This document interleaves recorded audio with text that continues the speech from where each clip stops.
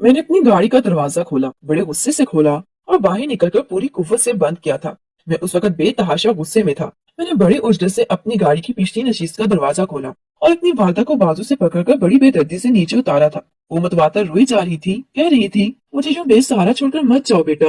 मैंने तो बहू से कुछ भी नहीं कहा था, लेकिन मैंने उनकी एक ना सुनी और जबरदस्ती उन्हें ओल्ड हाउस ले जाने लगा। आधी रात की इस पहर में खामोशी में ये काम बड़ी राजदारी से करने जा रहा था, क्योंकि मैं नहीं चाहता था कि मेरी बनी बनाई इज्जत खराब हो जाए। मेरी बात इस ओल्ड हाउस के मालिक से हो चुकी थी। चौकीदार ने मुझे देखते ही खड़े होकर सल्यूट मारा और मेरे लिए दरवाजा खोल दिया। इस चटरती सर्दी में मैंने अपनी माँ को स्वेटर पहनने की भी मोहलत नहीं दी थी। वो रो भी रही थी और काम भी रही थी। मैं अंदर दाखिल हुआ, उनके लब अब खामोश हो चुके थे, लेकिन बस दबी दबी सिसकियां उनके मुंह से बरामद हो रही थी। शायद वो अब अपने आंसू को काबू में रखने की कोशिश कर रही थी। मैं उन्हें ऑफिस में ले गया, जहाँ उस ओल्ड हाउस का ओनर बैठा था। मुझे देखकर वो एहतरामन खड़ा हो गया। आमसा लिबास और सफेद दुपट्टा ओढ़े वो मेरी माँ कम और बेसहारा औरत ज्यादा लग रही थी। उस शख्स ने मुझसे सलाम किया और फिर मेरी वालदा को देखकर कहा, ओह अच्छा, तो ये है वो औरत जो आपको रास्ते में मिली थी। जो कहानी मजबूरन इस मालिक को मुझे इसलिए सुनानी पड़ी थी ताकि वो मेरी वालदा को अपने हाउस में भी रख ले और मुझ पर कोई इल्जाम भी ना आए और ना ही मैं बदनाम हूँ। और इस शख्स ने मेरी माँ के सामने ही सुना दी। ये सुनकर मेरी वालदा ने बरजस्ता मेरी तरफ आप दीदा आंखों से देखा था। मैं अपनी नजरें बदल गया था। वो कहने लगा, आप जैसे मशहूर अदाकार सच में हमारे हीरो ही हैं। जिस तरह से आपने इस बेसहारा औरत के साथ नेकी की है, यकीनन बड़ी अच्छी तरबियत आपने अपनी वालदा से पाई है। उस शख्स की बात ने मुझे शर्म से पानी पानी किया था। फिर उस शख्स ने इंटरकॉम बजाया। एक औरत चंद ही मिनटों में दाखिल हुई अंदर। जी साहिब, उन खातून को कमरे में ले जाएं। इस ओनर के कहने पर वो औरत मेरी वालदा को अपने साथ ले गई। मैंने एक चेक जेब से निकालकर उस शख्स की तरफ बढ़ाते हुए कहा कि मैं हर माह पैसे दे दिया जाया करूंगा, आप इनका ख्याल रखिएगा। मेरी बात पर उस शख्स की मुस्कुराहट गहरी हुई थी। कहने लगा, आप बेफिक्र रहें, उन्हें यहाँ कोई मसला पेश नहीं आएगा। लेकिन नहीं जानता था कि मेरी माँ मुझे इस हाल में भी मिल सकती है। मैं शर्म से जमीन पर गिर जाऊंगा। मेरी माँ तो सारी हदें ही पार कर दी थी। सिनेमा के बड़े पर्दे पर नजर आने वाले एक्टर्स हंसते खेलते नाचते गाते लोगों के दिलों पर राज करते हैं, मगर हम लोग असल जिंदगी आम इंसानों से भी बदतर गुजारते हैं। लेकिन फिर भी सबके सामने हमें खुशबाश दिखने की अदाकारी करनी पड़ती है। मैं भी अपने जमाने का एक मशहूर अदाकार था। एक चॉकलेटी हीरो हीरोइन के साथ साथ न जाने कितनी लड़कियों के दिल मुझे देखकर धड़कते थे। मैंने शादी भी अमीर कबीर खूबसूरत औरत से की थी जो मेरी बहुत बड़ी फैन थी। मैं शुरू से अमीर न था, बल्कि मेरी शक्ल सूरत मुझे गुर्बत से उठाकर सिनेमा के बड़े पर्दे पर ले आई थी। मेरी वालदा बहुत खूबसूरत खातून थी, लेकिन किस्मत की धनी न मिल सकी। मेरे वाले जवानी में एक हादसे का शिकार हो गए थे, लेकिन मेरी वालदा ने दूसरी शादी नहीं की। वो लोगों के कपड़े सिलाई करके और जूते बर्तन मांझ कर मेरे अखराजात पूरे करती रही। मैंने बचपन से जवानी बड़ी तंगी में काटी थी। 10वीं जमात के बाद मैंने ट्यूशन पढ़ाना शुरू कर दिया, अपने और कॉलेज के अखराजात पूरे करने शुरू कर दिए। वक्त यूं ही गुजरने लगा। मैंने एमबीए की डिग्री हासिल कर ली। मुझे लगा कि अब मेरा वक्त बदल जाएगा, लेकिन ये भी मेरी एक खाम ख्याली ही निकली। मैं दर दर की ठोकरें खाने लगा। नौकरी के चक्कर में मेरी जूतियां खिस गई थी, लेकिन मेरी नौकरी नहीं मिली थी। फिर मेरे दोस्त ने मुझे कहा कि मैं बहुत खुश शक्ल हूँ, स्मार्ट भी हूँ। अगर तो मुझे नौकरी नहीं मिल जाती, मैं मॉडलिंग में ट्राई करूँ। मॉडलिंग में मेरा सिलेक्शन बड़े आराम से हो जाएगा और मुझे मॉडलिंग के पैसे भी हाथों हाथ मिलेंगे। मुझे अपने दोस्त की बात मुनासिब ही लग रही थी। मैं 6 महीने की नौकरी की तलाश में बहुत बहुत ख्वार हो चुका था। इसलिए मैंने सोचा कि जब तक नौकरी नहीं मिल जाती तो मॉडलिंग करने में कोई हर्ज भी नहीं है। बहुत जल्द मेरा सिलेक्शन मॉडलिंग के लिए हो गया था। मेरी चंद तस्वीर रिसाले पर क्या लगी कि धूम ही मच गई थी। मुझे हाथों हाथ पैसे मिलने लगे थे। मेरी एक महीने की कमाई एक नौकरी करने वाले मुलाजिम से कई गुना ज्यादा थी। इसलिए मैंने नौकरी करने का इरादा मुलतवी कर दिया। फिर तो जैसे ही मैं यही की मंजिल तय करता चला गया, पहले मॉडलिंग फिर ड्रामा एक्टर, मेरी खुशी की इंतहा न रही। मुझे जिस दिन एक फिल्म की ऑफर हुई, मेरी शक्ल सूरत और वजाहत की वजह से पहली फिल्म में धूम मच गई थी। रातों रात ही एक मशहूर अदाकार बन चुका था। मुझे फिल्मों के लाखों रुपए मिलते थे। मैंने एक पोश इलाके में किराए का फ्लैट लिया और अपनी वालदा को लेकर वहां शिफ्ट हो गया। मेरी वालदा एक सादा सी खातून थी। ना तो इन्होंने कभी टीवी ड्रामों को देखा था, ना ही इनको फिल्म से कोई वास्ता था। मैंने अपनी वालदा को अब तक अपने इस काम से अनजान ही रखा था। वो यही चाहती थी कि मैं कहीं नौकरी करने जाता हूँ। वो या तो अपना ज्यादातर वक्त इबादत में गुजारती थी या फिर सिलाई करती रहती थी। लेकिन जब पुराने मोहल्ले को छोड़कर हम नए फ्लैट में गए तो मैंने अपनी वालदा को अपने काम से आगाह किया था।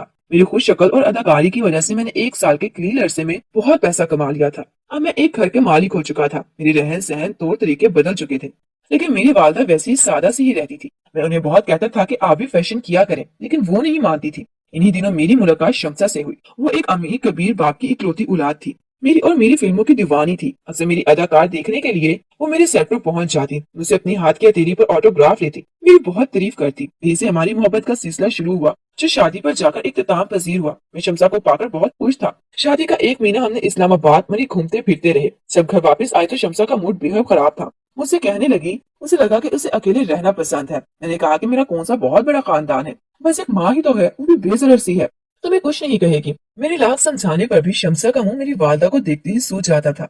وجہ شاید یہ تھی کہ میری ماں سادہ مزاج تھی۔ اکثر جب شمسا کی دوستیں گھر پر آتی، میری والدہ کو بڑی ناپسندیدگی سے دیکھتی، کہتی شمسا یہ عورت کیا تمہاری ملازمہ ہے؟ شمسا ان کے سادہ ولی سے بہت عاجز آ چکی تھی، اسے کہہ دیتی میرے شوہر کی پرانی ملازمہ ہے۔ میری ماں نے جب یہ سنا تو ایک دن روتے ہوئے مجھے بتایا کہ شمسا انہیں اپنے دوستوں کے سامنے انہیں ملازمہ کہتی ہے۔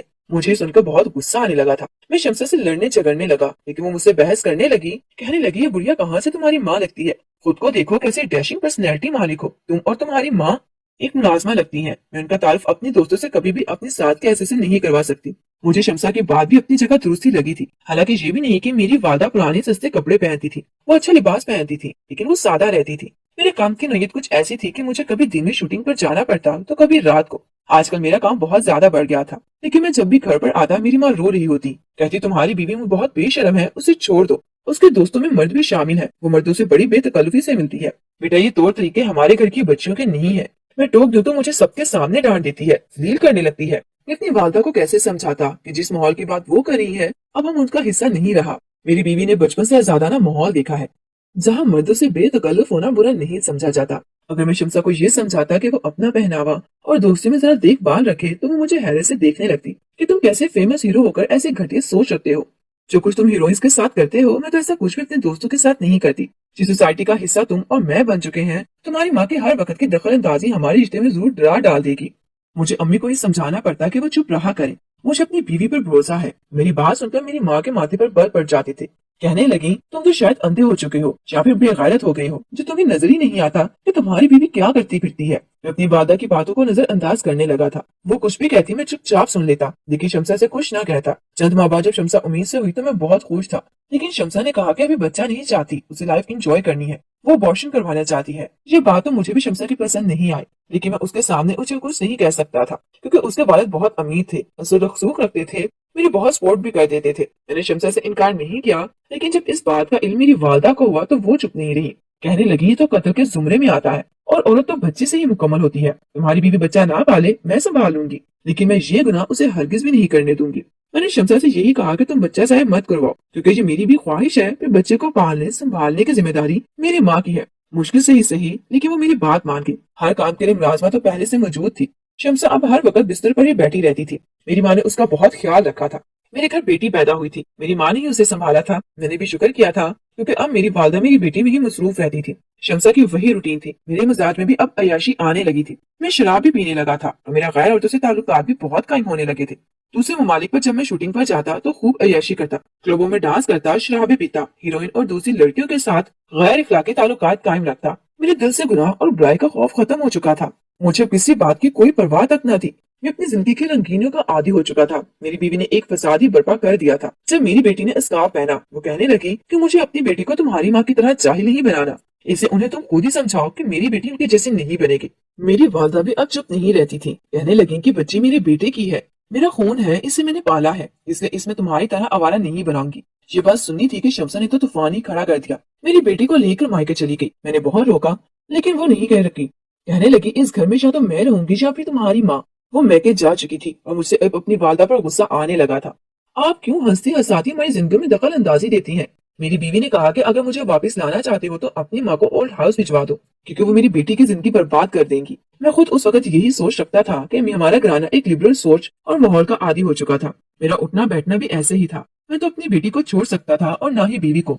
البتہ میری ماں ضرور یہاں سے اولڈ ہاؤس شفٹ ہو سکتی تھی، لیکن اب مسئلہ یہ تھا کہ جتنی میں شہرت پا چکا تھا، اگر میں اپنی ماں اولڈ ہاؤس چھوڑتا تو لوگ مجھ پر تھو تھو کرتے کہ بڑھاپے میں ماں کو اولڈ ہاؤس بھیج دیا۔ اس سے میں رات کے اندھیرے میں انہی اولڈ ہاؤس چھوڑ آیا، میرا واپس پلٹ کر جانے کا کوئی ارادہ نہ تھا۔ وہاں سے میں سیدھا شمسا کو لینے چلا گیا، جب اسے پتا چلا کہ میں نے اپنی ماں کو چھوڑنے اور وہ خوشی خوشی میرے ساتھ چلی ہے۔ اب میری بیوی مکمل طور پر آزاد تھی، دن بھر وہ کیا کرتی تھی کیا نہیں، مجھے اس بات سے کوئی غرض نہیں تھا، بس مجھے یہ تھا کہ جب میں گھر واپس لوٹتا تھا تو مجھے گھر پر وقت کی بحث نہیں ملتی تھی۔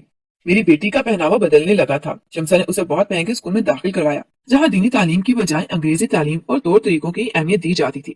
جیسے جیسے وقت گزرنے لگا تھا میری عمر بڑھنے لگی تھی، میری اہمیت بھی اب کم ہونے لگی تھی، مجھے اب ہیرو کے بجائے ہیرو کے بڑے بھائی کا رول ملنے لگا تھا، پھر باپ کا رول، میری آمدنی کم ہونے لگی تھی، لیکن مجھے اس کی کوئی پرواہ نہیں تھی کیونکہ میں بہت دولت اکٹھی کر چکا تھا۔ میری عیاشی کی عادات اب بڑھنے لگی تھی، میں نے اداکاری کم کر کے ڈائریکشن شروع کر دی تھی، میں ایک ڈائریکٹر بن چکا تھا۔ اب میں ہر نئی آنے والی لڑکیاں جو فلم میں کام کرنا چاہتی تھی، اپنی فلم میں سائن کرنے سے پہلے ان کے ساتھ وقت گزارنے لگا تھا۔ जवान लड़कियों का भी अपना ही मजा था। मुझे अब शमसा में कोई दिलचस्पी नहीं रही थी और मैं बहुत सी लड़कियां मुतवसत घराने से भी आती थी, जिन्हें अपने घर वालों का पेट पालने और उनके तन पर कपड़ा ढांपने की खातिर मेरे सामने बेहिजाब होना पड़ता था। इस बेबस लड़की की बेवजह से खेलने का लुत्फ भी कुछ ज्यादा ही आता था। एक एक्स्ट्रा के रोल के लिए भी जब कोई लड़की आती तो मेरे कैमरे में आने से पहले उसे मेरे कमरे से गुजरना पड़ता था। लेकिन मेरे होश उस वक्त उड़े जब मैं एक फिल्म की शूटिंग के लिए इटली गया था। इटली जैसे खूबसूरत मुल्क में मेरी हर शाम रंगीनी में गुजर रही थी। अभी भी एक रेस्टोरेंट में अपनी टीम के साथ खाना खा रहा था, साथ में शराब से भी लुत्फ अंदोज हो रहा था जब मेरे सामने एक अंग्रेजी रिसाला रखा गया। कहा गया कि एक नई लड़की ने मॉडलिंग में तहलका मचा के रख दिया है। मैंने नशे से चूर आंखों से वो रिसाला खोला तो दिखता ही रह गया। उस लड़के का वजूद आफत लग रहा था, बिल्कुल आइडियल था। उसका नींद बढ़ाना लिबास देखकर मेरा दिल उसकी ख्वाहिशमंद होने लगा था। उस लड़की का चेहरा इन तस्वीर में इतना वाज़ेह नहीं था, कहीं छतरी से छुपाया गया था, कहीं जाली ड्राइंग से। बहरहाल जो हुस्न वो चेहरे के अलावा वो दिखा रही थी मेरी तलब बढ़ाने के लिए काफी था। मैंने कहा मेरी फिल्म में अगर कोई लड़की काम करेगी तो सिर्फ यही। मैंने अर्जेंट टिकट का इंतजाम करवाया था और उसे इटली बुलाया था। मैं यही सोचा था इटली में बाकी के दिन इस लड़की के साथ गुजारूंगा।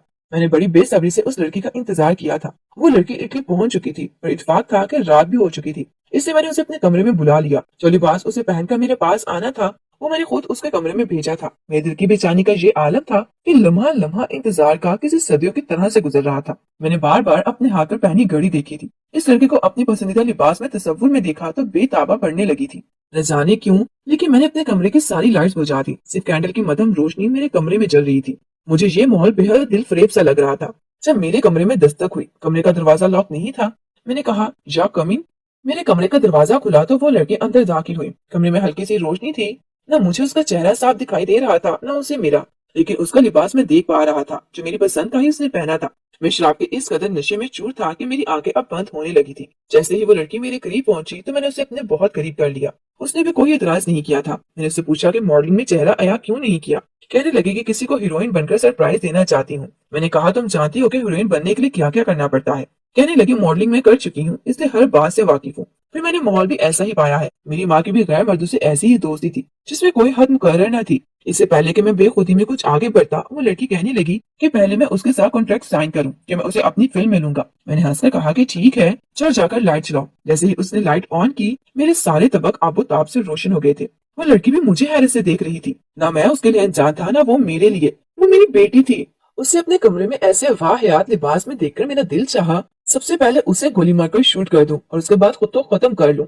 आज वो मॉडलिंग करने लगी थी, मगर कब से? वो अदाकारा कब बनना चाहती थी, मगर क्यों? मेरी शराब का नशा टूट चुका था। मैंने हाथ गुस्से से उसकी तरफ बढ़ा था और उसने मुंह पर खींचकर थप्पड़ मारा तो वो दूर जाकर गिरी थी। बेड पर बिछी चादर से मैंने उसके ऊपर फेंकी थी। अपनी बेटी का मैं कम से कम इस लिबास में नहीं देख सकता था। वो रोने लगी, कहने लगी आपने मुझे थप्पड़ क्यों मारा? मैंने उसे कोई जवाब नहीं दिया और अगले ही रोज उसे अपने साथ पाकिस्तान ले गया। जब मैंने अपनी बीवी को सारी बात बताई तो वो कहने लगी इसमें हर्जी क्या है?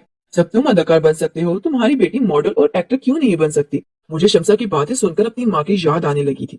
मेरी बेटी को मेरी माँ जैसी औरत की तरबियत की जरूरत थी। ठीक ही कहती थी वो कि ये औरत तुम्हारे लिए ठीक नहीं है, ये मर्दों से मिलती जुलती है, कल को तुम्हारी बेटी को भी वैसा ही बना देगी। लेकिन मैंने उनकी बातों को संजीदगी से नहीं लिया था। मुझे लगा लिबरल होना हमारे माशरे का हिस्सा है, अंग्रेजी बोलना हमारी तरक्की याफ्ता होने की निशानी है। मगर मैं गलत था। मैं अंदर से इतना बेगैरत और बेशरम बिना था कि अपनी बेटी को इस राह पर चलाता। मैंने तो कभी सोचा भी नहीं था कि मुझे इस लिबास में और इस मुकाम पर भी कभी मिल सकती है। मुझे अब अपनी माँ की याद आने लगी थी। मैं रोते हुए जब ओल्ड हाउस जा रहा था तो मुझे अपनी सबसे बड़ी गलती ही नजर आ रही थी कि मुझे अपनी माँ को कभी भी यहाँ छोड़ना ही नहीं चाहिए था।